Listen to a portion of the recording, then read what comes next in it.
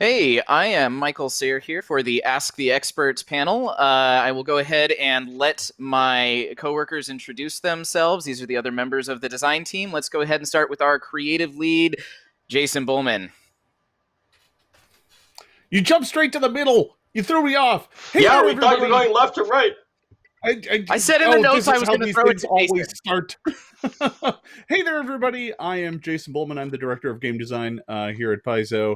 I mostly these days just sit back and watch all of these amazing designers work. So I will toss it to the rest of them to continue talking. Mike, who are we going to next? You've messed this all up.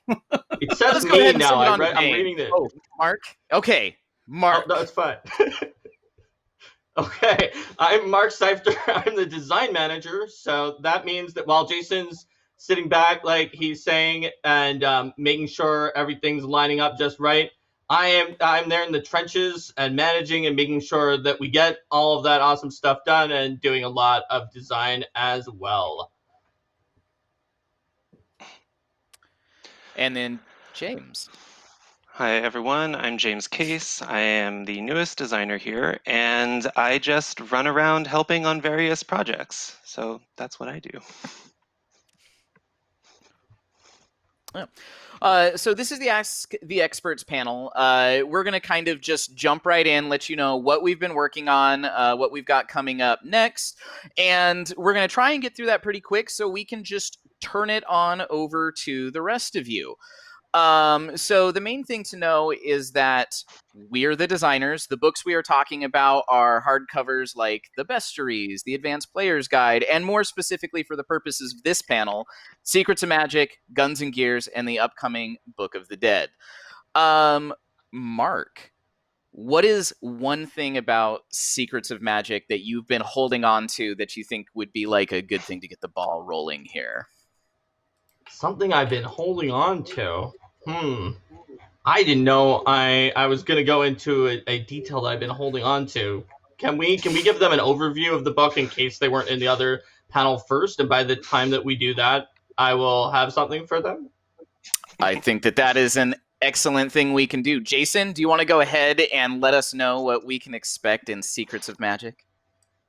So yeah, Secrets of Magic is kind of the first book from us that is outside the kind of core of the game. So you have the core rulebook, you have the Advanced Player's Guide, the Game Master Guide, Bestiaries, Beginner Box. All of that is stuff we kind of consider the core of the game. So after that, we're starting to do kind of deep dives into specific topics, books that you add to your table to really add a lot of depth and flavor to your game.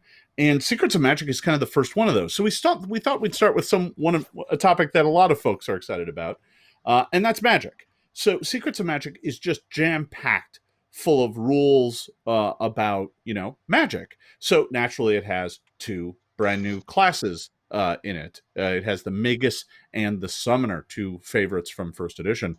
And I will let others talk about how awesome they are. But the book is also naturally jam-packed full of new spells, new rituals, new rules for working with spells. But what has me most excited about it is just the amount of this book that is just kind of packed full of flavor and lore. We really wanted these books to have a bit more of a sense of place. So they're tied more to Galarian. You have essays from various folks who have experience in the various magical traditions scattered throughout the book. Actually, those are all up in the front. But that's one of the things you get with this book. You get a lot of lore to tie these mechanics to the world and to the place. So there, I've given it an intro. Awesome. Mark, you Mark, did what do it, you got? Jason. I realized that yesterday I spent a little while telling people what types of eidolons there were in the Summoner. So please do watch the Secrets of Magic panel for a lot of Secrets of Magic. But we didn't really give a sense of almost anything else that the Summoner got, because that was where like the time in the Summoner was. So the Summoner adds a lot more sort of customization than you used to be able to have on your Eidolon before. So not only do you get multiple different stat arrays to choose between, so like the Devotion Phantom could be a Stalwart Guardian or a Swift Protector, Stalwart Guardian of which has more strength, and the Swift Protector is more dexterity based. But you also can make some decisions about what you're going to do with your primary attack, whether it's going to be a 1d8 attack with shove, for example, or maybe you want a 1d6 attack that's deadly and finesse. So there's a few options there. Then you also get an evolution feat at first level. Just even though spellcasters generally don't have a first level feat, you as a special feature get that. And there's so many evolution feats at level 1 and 2 that there's 9 total options between first and second level. So there's a lot of ways, even by as soon as second level, that you can customize and change your Eidolon. So that's kind of something that I realized we missed and we didn't talk about either in the panel yesterday or in that panel stream where people had a lot of questions afterwards. So check both of those out for more information. Yeah.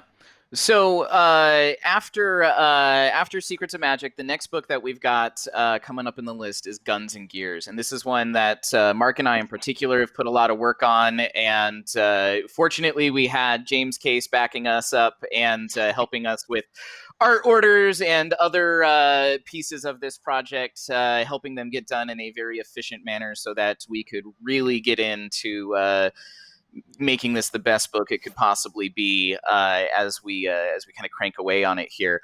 Some big things that I was going to just kind of drop, and you can ask more questions about these or any other questions you might have about Guns and Gears as we get to the end of the panel here. So make sure you're queuing those up, and I'm watching them in the chat stream as well if you're dropping them in there. But we've got some exciting new insights into the continent of Arcadia. A continent we really haven't touched much in many other books. We've hinted at it a lot. We've occasionally gone there briefly in an AP. You're going to see a region of Arcadia known as the Deadshot Lands, where they have a variety of really cool guns and other technology, including beast guns, which are cool magical guns made out of monsters. They're basically taxidermy firearms. We're also going to have combination weapons. I saw one of the questions in the chat was, would I call a weapon that does both bludgeoning and piercing damage combination? Nah, I think I would save combination for a weapon that is both a sword and a gun. Mark, you want to talk a little bit about? Yeah. I was hoping that the beast guns would be a gun that shoots a beast. It just like fires like an elephant. Yeah. Well, Jason, right, one of them kind of is. There's the one that's the regenerating troll gun that fires chunks of troll out, and it just regenerates new bullets because you made it out. Because it's a troll and it can. Sure. Yeah. That one, I love the descriptions on that one. There's like a nice little ammo sack that fills up with teeth and lumps of flesh. Whatever you're planning on shooting in the moment. This is the grossest gun I've ever heard of. I'm so happy about it. Let's move on from biomatter to gadgets, though. Mark, you want to give us a little teaser about some of the gadgets maybe that were in here, or what you did with those? I know people were really curious about that during the playtest. Sure. So basically, when you're thinking about the Inventor, which is, for those of you who this is your first hearing about Guns and Gears, the two classes in the book are the Gunslinger, who does a lot with guns, and the Inventor, who just, they have their great innovation that they're innovating, and they use all sorts of weird inventions and cool things like that in order to fight and in order to go out in an adventure. And so one of the things that we did not include in the playtest on purpose, because we didn't want to have to balance a whole set of these, is gadgets. And they are in the final version. There are feats that let inventors just sort of get a few gadgets each day for free. And gadgets are these consumable technological items that do something cool. And they might be created out of just pieces of other things that you found. So you could put some gadgets on your boots for a one-time giant rocket jump, for example. That seems like it could be good. Or put some gadgets onto your shield that will try to protect the shield a little bit from getting some damage and then before it falls apart. So there's gadgets that fill into a lot of different niches, and that's kind of what the deal is, Mike. Yeah. So we'll save the rest of the spoilers about Guns and Gears for the latter portion of this panel here. Probably no. We want to talk more. No, Jason, I demand more spoilers. Oh, well, if Jason demands more spoilers, Mike, why don't we give a big thing about each of the two one for each of the classes? Okay. So Gunslinger got 2 new ways. One of those ways is the Way of the Vanguard, a tanky gunslinger who uses really big shotgun-like scatter weapons to blast holes in the enemy lines and hold territory for the rest of the party members. It's I think something that people should be really excited about. During the playtest, one of the things that people brought up was that they wanted something that was more of a heavy gunner that really specialized in shotguns, and so they're going to get that in the release.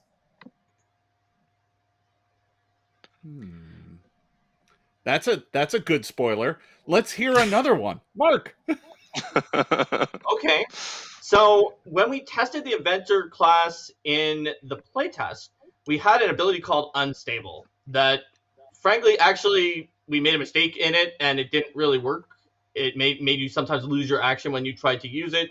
And everyone in the playtest rolled really well with the fact that we just said right away, we're sorry, this doesn't work, we're going to fix it. I will tell you how we fixed it. And it's pretty awesome. So in the playtest, it was basically certain abilities that you could use it once safely, and then at that point, your innovation is kind of like on the fritz, and if you try to use it again, something bad might happen.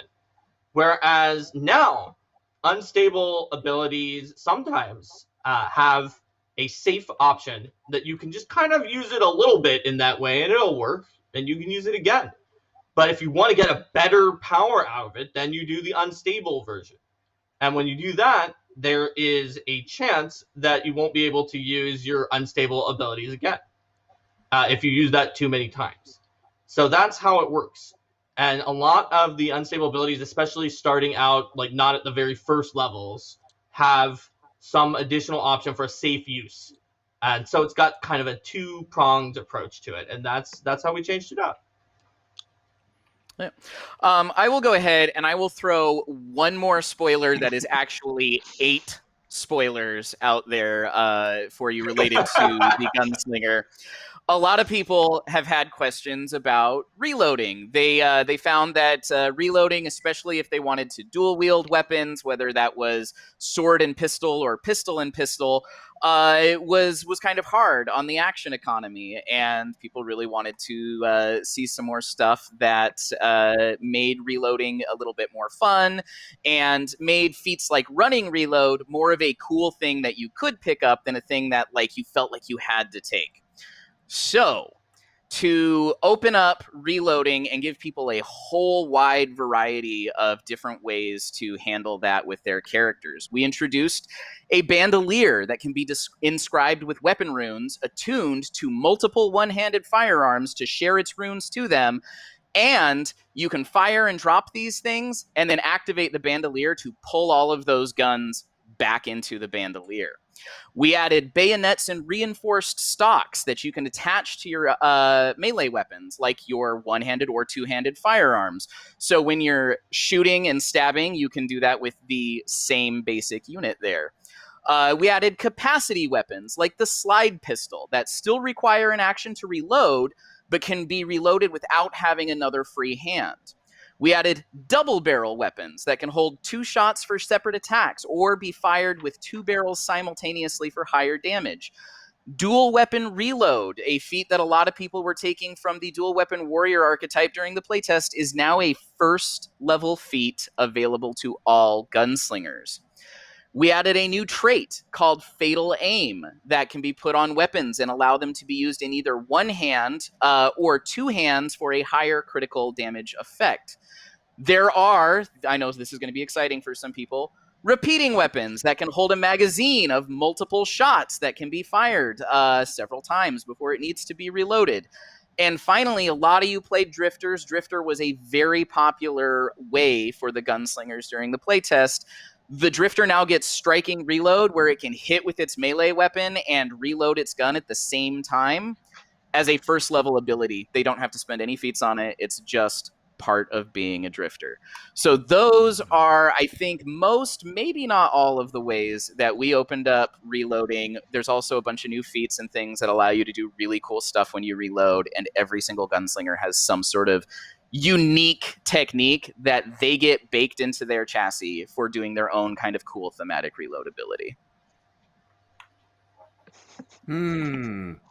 I am almost sated for spoilers, almost. But I could use the dessertment of spoilers. So, Mark, give us one cool, awesome gadget that the inventor can make. One, just one. One This gadget is the mint. specifically. Yeah. That the inventor can make. All right, so I named some of the ones that I remembered off the top of my head. How about this? So there is a type of technological advance that you may have heard about in the Lost Omens books that Ustalov is kind of using some of these Stasian coils they picked up from in Irisen that are sort of based off Tesla coils. And there is a gadget that uses some of the weird way that these coils create interference in ethereal essence to disrupt divine and occult spells. So it's a scientific reaction, but you can try to mess around with people's divine and occult spells, and there's a different version, a little different, that works on Arcane and Primal, but it's a different technological way. So you have a way that you can mess around with spells if those spellcasters are getting annoying. How are you feeling, Jason? You full? Yeah. All right. All right. I've had enough spoilers. I'm full of guns and gear spoilers. What else we got? If you have all the guns and gears that you can really settle comfortably on at this point in time, then I think, Jason, it's time for you to talk a little bit about the next book on our list of things to talk about here, Book of the Dead. Ooh, I got to admit, I'm super excited for Book of the Dead. Book of the Dead is a really kind of interesting new book from us that has some really fun, exciting stuff. This is an awesome piece of art. I love it, but it's actually from, I believe, the core rulebook. The Book of the Dead is our chance to really kind of do a deep dive into the undead. And, instead of doing more bestiaries, going and doing Bestiary 4 and Bestiary 5 and Bestiary 6, we decided that instead it might be fun to kind of explore one group of undead, one group of monsters, and kind of do a deep dive on them. The moment we were doing this, I'm like, I want to do Undead, because they're my favorite, right? Anyone who's ever attended a panel with me in the past knows that I have, a deep and abiding love for liches and skeletons and zombies and stuff. And anyone who's played in my adventures knows that too. So Book of the Dead really kind of was close to the top of the list for me. And, that's kind of the direction we're taking. So this book is jammed full of undead. It has like over 100 pages, I think, of undead, or at least that was in one draft of the outline. I can't remember exactly where it landed. But that's a good sizable chunk of the book, but it also has options for players and options for GMs and tools for everyone to use at the table. So it's not just undead, it's about how to fight the undead or how to even be undead. And what I found kind of most engaging from it early on is we based it off, there is a collection of scrolls from Osirian in our world that Geb collected and annotated and added to. And originally it was just about how to treat dead bodies and how to preserve them and whatnot. But Geb, of course, went through and annotated and added his own notes. And so one of the fun things we've done with this book is there are large sections of lore written in Geb's voice. And I have had a absolute delightful time writing some of those. It's a lot of fun. And, one thing that I think Eric might have even forgot to mention in his keynote was that the book is wrapping up with an adventure. Not a huge one, but enough to give you a nice, good taste of what the undead have to offer. And I'm not going to say any more about it because I'm still in the middle of writing it, but I'm super excited to bring it all to you. Boy, oh, delicious. So many fun things that we're going to throw at you. But yeah, so it's going to have more options for existing undead that you know and love. It's going to have a lot of conversions of some first edition undead monsters, and it's going to have a lot of new undead monsters in it. So this book's really going to have a lot. And if you want to bring more undead to your table, this book is going to be the book you want to have. All right, so Book of the Dead is a little bit down the road, obviously. We don't have a lot of spoilers. Do we have spoilers, Jason? You jumped maybe you... I was like, I just ate all these spoilers. But, now that I've talked a bit, I think I might be able to fit one more spoiler in. And, Excellent. because it's me, it's going to be about liches, right? That's what it's going to be about. And there's some new types of liches in the book, and one of them is a lich that I don't want to say the name because the name might change, but I'll give you a description of what this lich is up to. This lich, over the years, starts replacing parts of its body with magic items, including inserting its spell book inside of its own rib cage that it can flip through and cast spells out of. So yeah, I'm ridiculously excited about that. It should be a lot of fun. It has like wands built into its forearms and like can runically pull weapons out of nowhere, and yeah, it should be a lot of fun. So there's my spoiler. There it is. Yes. There is a question in the chat about what new ancestries are in the Book of the Dead. We heard ghouls and vampires.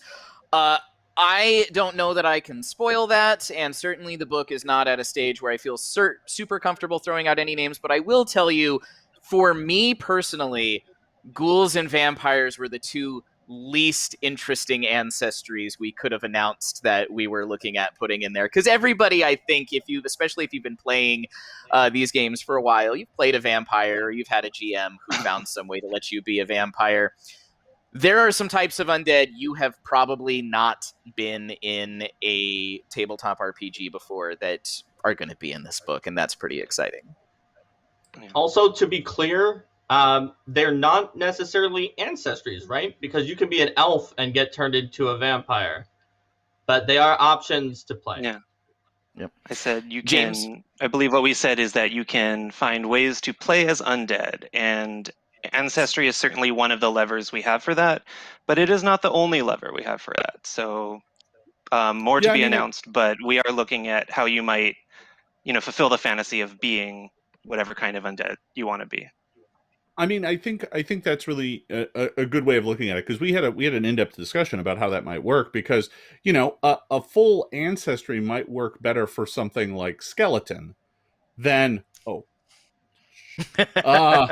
but for something like vampire, that's more like something you get over time. Yeah. Right? It doesn't necessarily overwrite being an elf. Yeah. Well, unlike a skeleton, which kind of would, because your ears fall off, and then no one knows you're an elf. Like in the situation that there was a skeleton, perhaps. If that were a thing that were in the book, then it might work that way. But we're not saying that it is. So shh. I'm going to have an email from Logan right after this meeting. I know it. All right.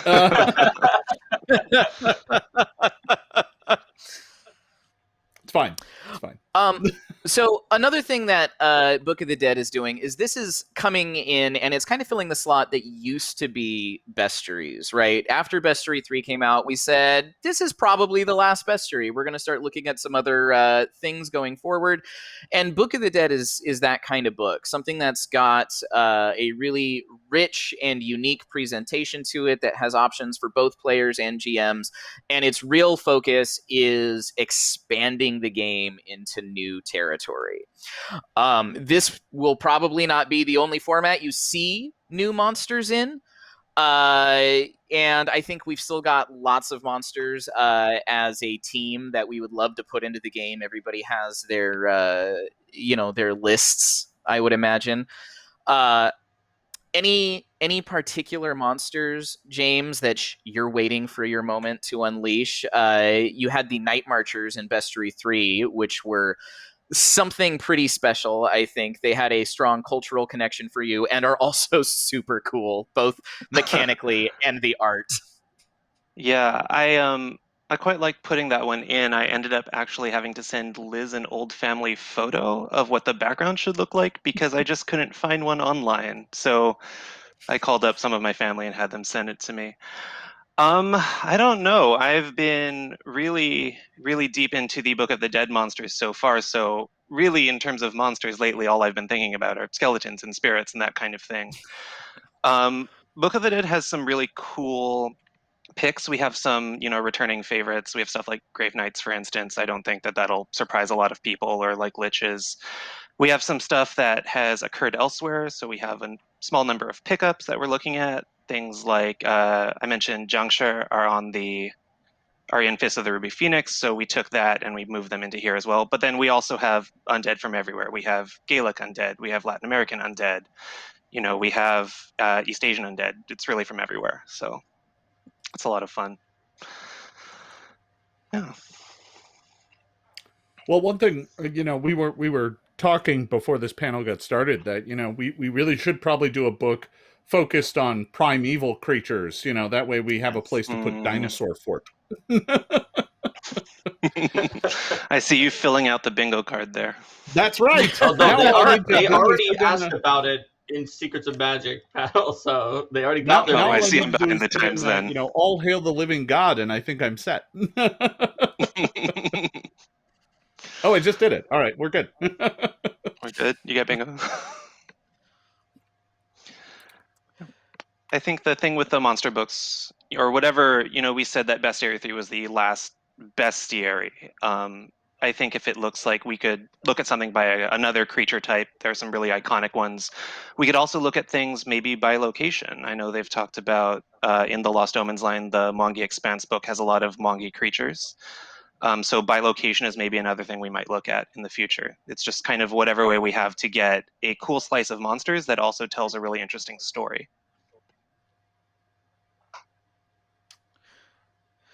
Yeah, and I think stories, it's such a good thing to evoke, right? Because I think that was something that Bestiary 3 is one of my favorite bestiaries because I feel like every monster in it is a monster where you're like, oh, I can see how this could be a one-night session, or this could be the locus of a campaign, or this could be the thing. And I think that's what's really exciting about books like Book of the Dead is we're going that extra step from just like, here's a really inspiring monster to here is a really inspiring monster plus all of the dressing and stuff that goes with it to make it something that can just really embody an adventure and a campaign really well.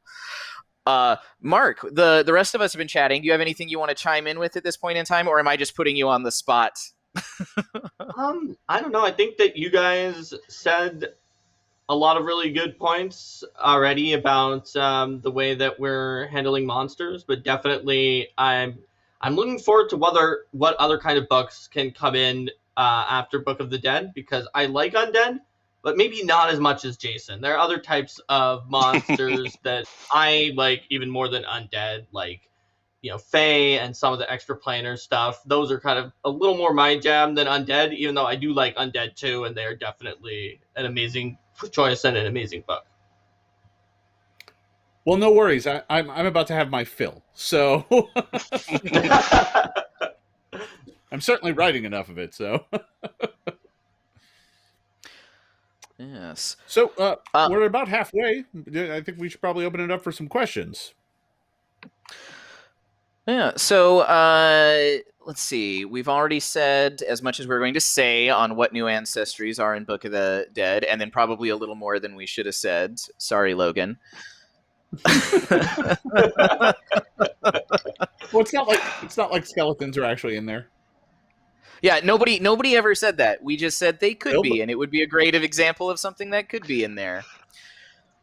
I think That would be everybody an bought it. ancestry if it was. Yeah. One of the comments that has been floating around here that people have been real curious about is what kind of support there might be for magical gunslingers.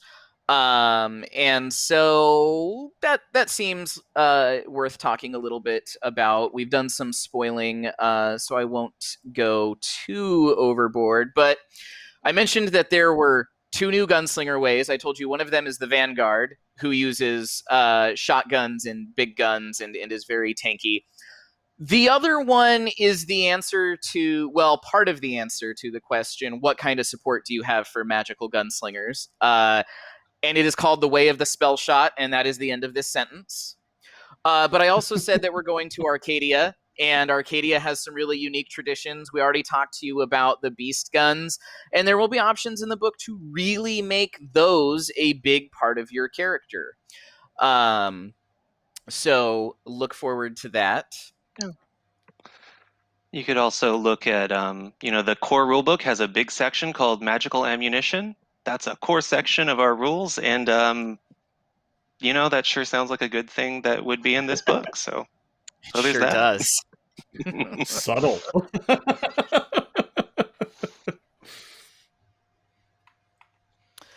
Yes.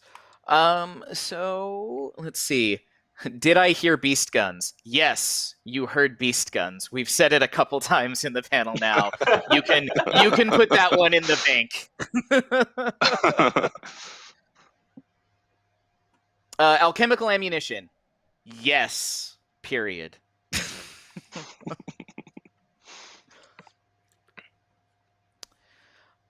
I'm popping over to the Discord to see if we've got anything going on over Mike, there. I'll scroll up and see if there were any good questions that came by already. Yeah, because Sounds there were some good. people who Thank sent you. ones for chat earlier. Yeah, I thought I hit all the ones that had pinged me one way or the other, but yeah. They may not know to ping you by this point in the panel, so go. If you want to ping Mike, do like I'm about to do, and hit @Salarn.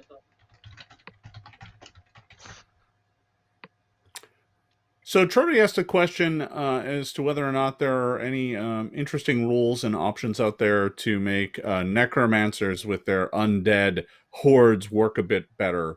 If I recall correctly, we may have done a little bit something for that in Secrets of Magic, or maybe I'm mistaken. That's true. No, you're right, Jason. So Yeah.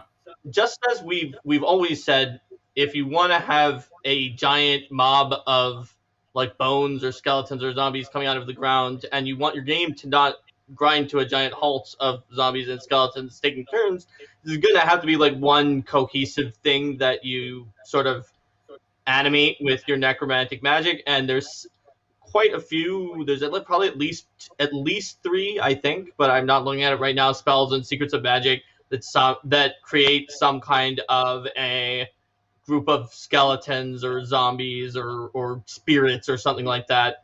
One of which is the Incarnate spell that you've seen before that summons like this whirling tornado of spirits. Correct me if I'm wrong, but you can summon like a troop of skeletons, right? I mean, it's not literally exactly a troop, so that you don't have to deal with the troop rules, but I think there is one that like creates an area, roughly troop-sized area maybe of skeletons or skeletal hands or something like that, or zombies, I can't remember exactly, that do some damage and do their effects in that area. Just, we don't want you to have to use all of those troop rules, but it's pretty similar to that, right? Yeah. Mike, you got anything, or you want me to throw more? Will Guns and Gears have technological vehicles and more weapons for vehicles? Possible rules for vehicle combat. Guns and Gears has a whole bunch of vehicles in it, and it also has siege engines, and some siege engines can be mounted on vehicles. So there is an endless array of possibilities that your GM will eventually maybe kind of regret saying yes to, unless he was really planning on this being a campaign where you knocked down castle walls as a matter of course. it looks like we got another question here for Jason. You've gotten to be a Bulmahn your entire life. When will you share that might with the rest of us and give us a Minotaur playable ancestry? I think the thing that we always run into with some of those larger playable ancestry, larger creatures, is that it makes it tricky to have them be a kind of more common ancestry, right? Most of the maps and corridors and stuff in dungeons are like, well, that's 5 feet wide and you're 10 feet, large. So you always end up having to kind of split the difference and do a weird thing where it's like, oh, you're a Minotaur, but you're short, I guess, or you squeeze a lot. So there's some tricks there. I don't get me wrong. I want everyone to be playing Minotaurs. It's great. It's great. You walk around, you knock stuff over. It's fantastic. But you never get lost in mazes. You don't have to stop and ask for directions. It's fine. But it does come with some challenges. So, I think we've been talking a lot, recently about what kind of books we're going to do in the future. And I could see us doing a book that's like, you want to play more monstrous creatures? We could do something like that. I mean, we don't have anything like that in the plans right now, but it's something we could think about. If it's something you think sounds cool, let us know. But there's lots of different things we could do going forward, and that's just one of them. I've seen a lot of people in here asking about various classes as well. I'll just field that right away real quick. New classes are something we're always considering. We're trying to keep it at a measured pace because we know that classes kind of add a lot to the burden of the table, right? Eventually you end up with so many different classes that it's hard to kind of keep track of it all. So, we're definitely looking at ways to add new classes to the game because we want folks to have new toys and new fun things to play with. And certainly there are a bunch of classes from first edition that are pretty prime candidates to make their way into second. But we also want to give everybody new stuff too. It's kind of a delicate balancing act, and we're constantly trying to look at new ways to do that. And going forward, I'm sure there will be more news in the future about new ideas and new endeavors that we have. But right now, that's all we got to say on the matter. So, Magus and Summoner are going to be great, fun additions to your game, and that's the classes we have announced for right now. Inventor and Gunslinger, but oh yeah, and the Inventor and Gunslinger. Yep, they're... Yes, them as well. This is a question in the chat that also was on the Paizo forums, and it's asking about if Guns and Gears is going to have any support for Numeria. And the answer to that question is not really, maybe incidentally. But Numeria is a very particular type of technology. It's more high-tech, advanced, alien, spaceship, laser kind of tech. And what we did in Guns and Gears is we really kind of focused on the themes of black powder and then steampunk level technology, where we've got, electric coils and we've got steam-powered engines and we've got clockworks. But lasers and cybernetics and that kind of stuff, that's not this book. That is a different book that is not currently on a schedule anywhere, that we have not announced, and that we are not planning than in the most back of the mind kind of, gee, I wonder if we'll ever get around to that kind of way. So that is where we are at there. Are there any ancestries coming in Guns and Gears? Yes, there are. It is on the product page. We have the automatons. These were monsters primarily in Pathfinder First Edition. And in this one, we have, because their backstory is that people from the Gistkin Imperium, this ancient kind of artificer-centric society, that was in Northern Garand. They would seal their souls inside of these magical orbs and then put them inside of construct bodies so that they could preserve their knowledge and their skills into perpetuity. Those are going to be in Guns and Gears, and hopefully they're going to be something that's going to be really fun for y'all to play with.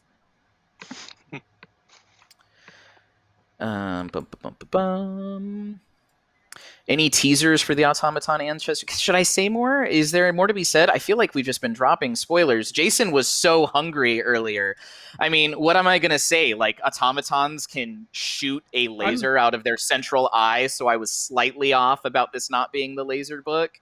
I could say that, I guess. Okay, I said that. I mean, Yeah. That is... yeah, all right. Well, it's too late now. I know. I mean, at least you didn't tell them they can just turn into a giant turret and shoot a bigger laser.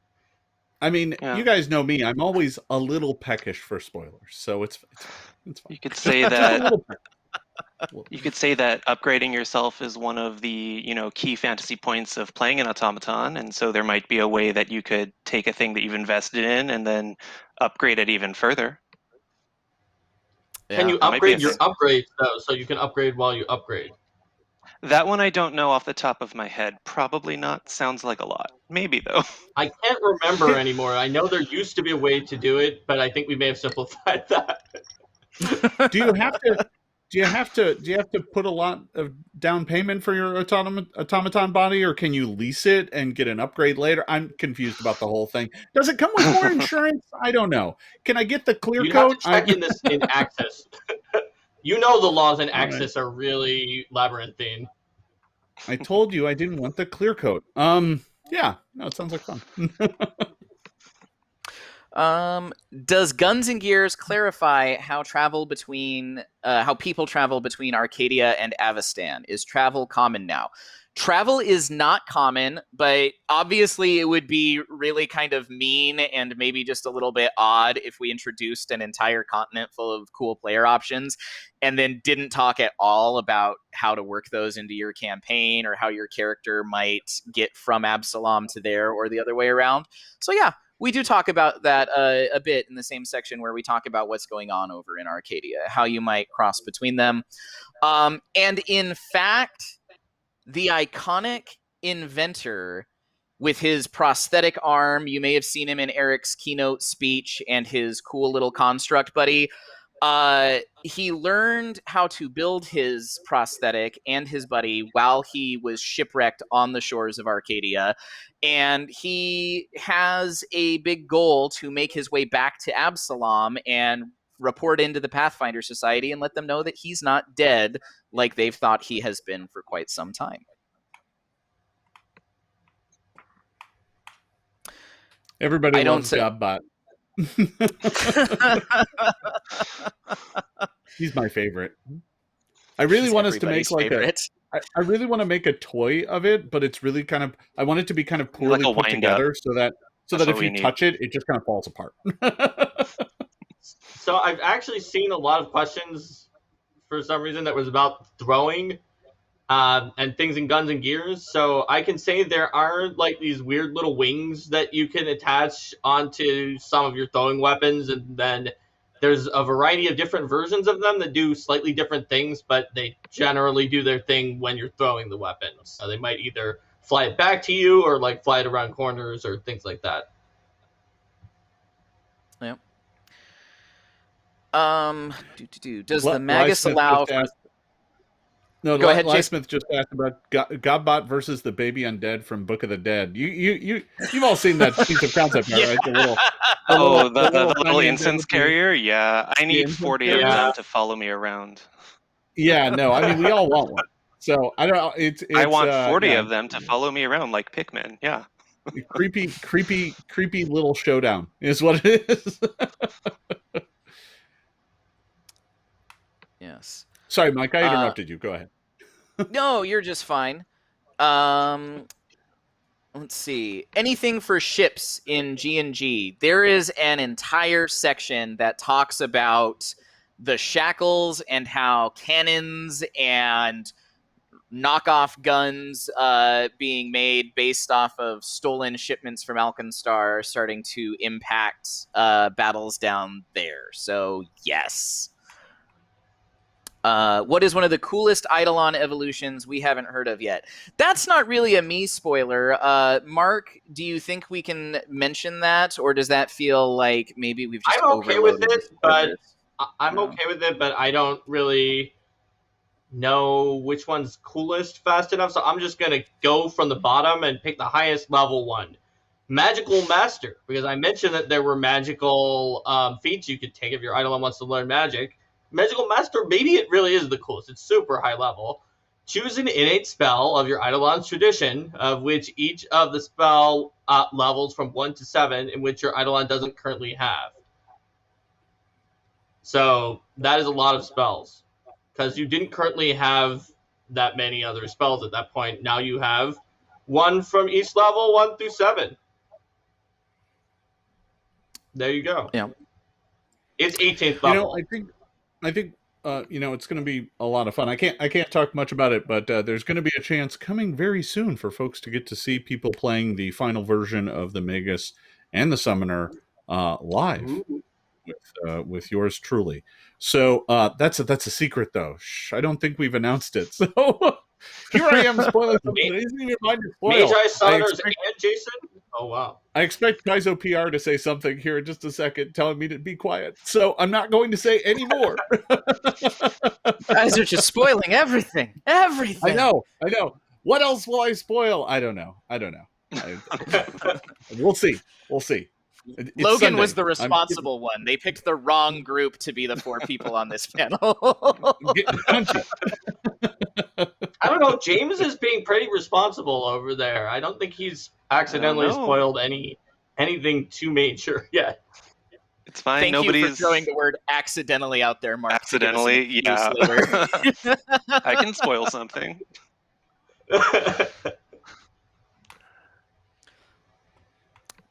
So we're at the. I know. I didn't want to cut you off. What do you got? Let's look at, I don't know, something into Book of the Dead. We've talked a lot about monsters. We also had a new thing in P2 called Haunts. They were really cool.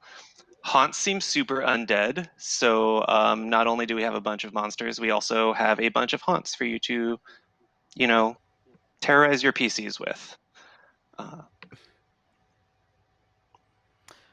Yeah, we're not peer pressuring you into spoiling, James. Don't worry about it.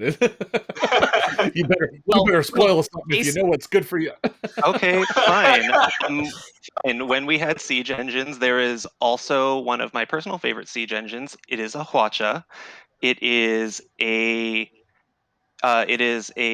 Korean siege weapon that fires a giant battery of rocket-powered arrows at things, and you can wheel one out and just rain arrows onto a battlefield with that. So one of the many siege engines that we have. Yeah. See, that's great. Don't you feel better? I'm spoiled. I do feel better. Yeah. So we are in the last 10 minutes here, and we're going to try really hard not to go over so that the next panel has their time to come in. But hitting up a few of these questions I see in the chat here. Any chance we will see class archetypes in Guns and Gears? There is a class archetype in Guns and Gears. Are there traps in Guns and Gears? Yes, there are traps in Guns and Gears. Specifically in the book itself, when you open it, it slams shut. Yeah. There's not a lot of traps. There's not a lot of class archetypes, but there are traps and there are class archetypes. It's a high concept book. Snares, there's a fair number of snares. You have to figure out how to open it. Yes. Yeah. See, there you go. That's where you don't want to stick your hand in to turn the pages. You just kind of want to let it fall over and then do the real gentle flip from page to page. There are swinging that scythe blades. blade is literally what's in your book. It will come out and it will cut off your head. Yeah, no, the insurance on it is ridiculous, but it's fine. It'll be fine.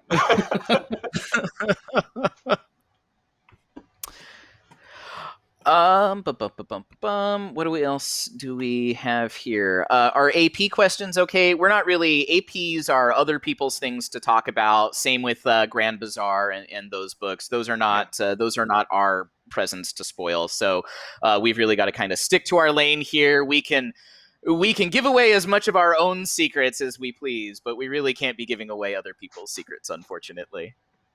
Yeah, we're super excited for the stuff the other teams are putting out, and we get early peeks at all of it, and in many cases even are asked to do rules passes and stuff, but that's their fun stuff to spoil. So, yep. But it's awesome. It's really awesome. Yeah. Really good. I know. I'm so excited for the books that are coming up from the other teams. Will there be an archetype that uses small cannons? And if so, will it be for a specific class or will it be a general one? There is a full archetype whose focus is on giving you the best out of all of the cool siege engines we've put in this book. And you can take it on pretty much any kind of class or character that you want to. As long as you are playing a campaign where your GM has said it is appropriate for you to have access to siege engines. If your GM's like, yeah, wheel out a Hwacha and shoot out like 50 rocket arrows into the middle, yeah, that actually sounds like the coolest thing I've ever heard. Then you're good because you want that archetype that's really good at it. But can you sneak attack with it? Oh no! I think it's an area. You sneak attack on the effect, so first you shot, and then you probably don't. What if you catch them really unaware? Well, then you're in a gamer's situation. All right, that's fine. I see you saw where I was going with that. It's all good. Mm-hmm. Let's see. After Guns and Gears, will you guys be happy with the amount of class options in the games that you could have made in 1E? I think second edition is... I'm not sure how to answer that question, so I'm going to answer what I think that question is asking. Second edition gave us opportunity to reimagine a lot of concepts and also make some other concepts new. I don't think we're even remotely close to done with the things that we can do with classes or opening up all of the kinds of stories that Pathfinder 2nd Edition can tell. If anything, I think now that we have completed the core set of books, the core rulebook, the Advanced Player's Guide, the Game Mastery Guide, and the 3 Bestiaries, that was really the foundation, and I think we're just getting started on what this system can still do and what kind of things we can do with it.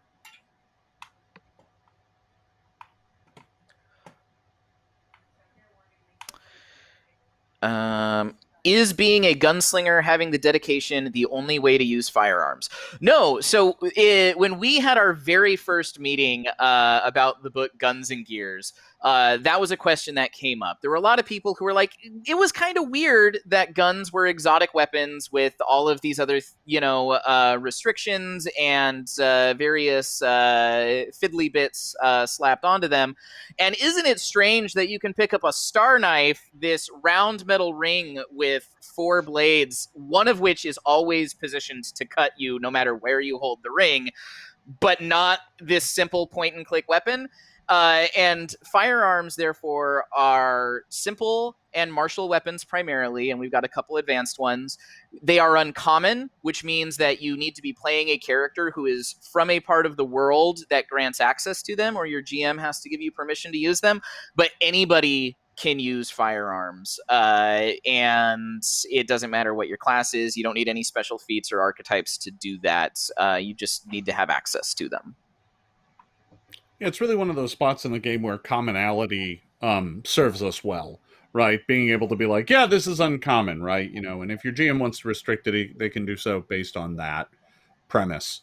I think that makes a lot more sense than trying to say, oh no, only people with special training know how to do, this. Yeah. Requires a lot of training, at least 6 months. No. Can everyone use firearms well, though? They can use them as well as they can use any other weapon in which they are proficient, and to the degree of proficiency they have. Yep. Yeah. Like, we heard in the playtest someone who was using a simple gun on a witch with really funny and useful results, because they had true strikes and some other weird witch stuff they were doing with it, and it was actually pretty nice. We're in the final 2 minutes of this panel here, so why don't we go to Mark on the end and then work the way back to me, and anybody here on the team who's got your last thoughts, let's go ahead and let's share them before we wrap things up. All right, well, I guess that's it for me. And again, I'm Mark Seifter. I'm the design manager here. You can contact me, as it shows down there, on Twitter at Mark Seifter, or check me out on Twitch. Arcane Mark is the channel that I share with Linda Zeiss Palmer, the organized play managing developer. Hey there, everybody, I'm Jason Bulmahn. I want to thank everybody for stopping by here today. You can find me at all the various social media platforms at /Jason Bulmahn, including here on Twitch, where I have my own channel, where I tend to play a lot of things with Undead, because, that's my theme as of late. We're really excited for all these products. We hope that you are too. If you've got, if there's something you really want to see for the game, make sure to let us know. Tell us on the message boards, tell us on social media. We're always looking to make sure that we're making the games that you want to play, and with the tools that you want to play with. So that's all I got. I'll pass it on to James. Hi everyone, I'm James Case. I'm a designer. You can see my social media handle in the overlay because it doesn't translate very well to speech. And it's been really good talking to everybody and answering questions, and I'm really looking forward to what we have coming up down the pipeline. So yeah. And I am Michael Sayre, designer and the design lead on Guns and Gears. Thank you so much, everybody. It was my pleasure and privilege to spoil just a whole bunch of stuff to you guys today, way more than I thought we were going into this. So hopefully you enjoyed it as much as I did. And thank you so much, everybody. Thanks, everybody. Bye. Bye.